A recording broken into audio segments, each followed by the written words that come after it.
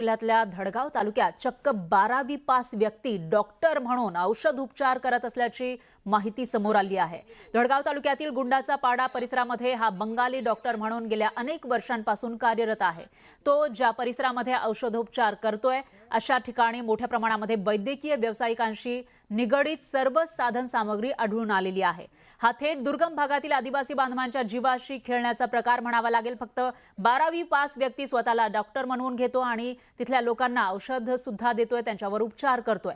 गेल्या अनेक वर्षांपासून हा व्यक्ती परिसरातल्या आदिवासी बांधवांवर औषधोपचार करत असल्याची माहिती समोर आली आहे आणि यामुळे आरोग्य यंत्रणेचं मात्र याकडे दुर्लक्ष होत असल्याचंही कळतंय आणि त्यामुळे आश्चर्य व्यक्त केलं जाते। याबाबत जिल्हा परिषदेचे आरोग्य अधिकारी डॉक्टर रवींद्र सोनावणे यांना विचारणा केली असता तालुका वैद्यकीय यांना याबाबत तपासणी करण्यास सांगून संबंधित बोगस आढळल्यास त्यांच्यावर कारवाई करून गुन्हा दाखल करण्याच्या सूचना दिल्याचं त्यांनी सांगितलंय।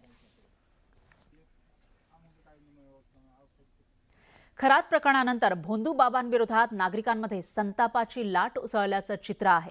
पुण्यामधील खेड तालुक्यामध्ये हे चित्र पाहायला मिळालेलं आहे।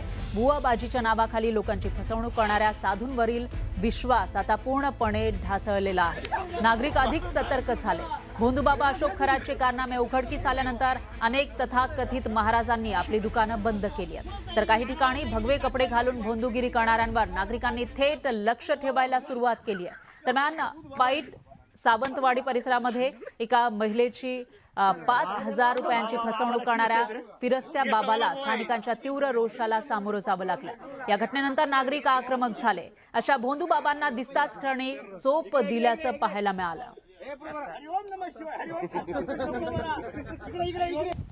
आम्ही सगळे भक्तांना मानितो सगळ्यांच्या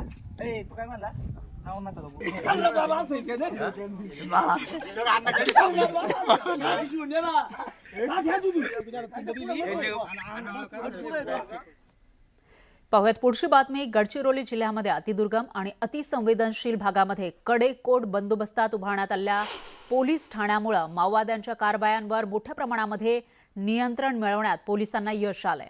जिल्ह्यात उभारण्यात आलेल्या सुमारे 70 पोलीस ठाण्यांमधून विशेष अभियान राबवलं जात आहे।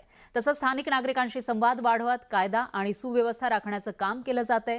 या ठिकाणी उभारण्यात आलेले पोलीस ठाणे एखाद्या किल्ल्यासारखं मजबूत सुरक्षा व्यवस्थेत कार्यरत आहेत।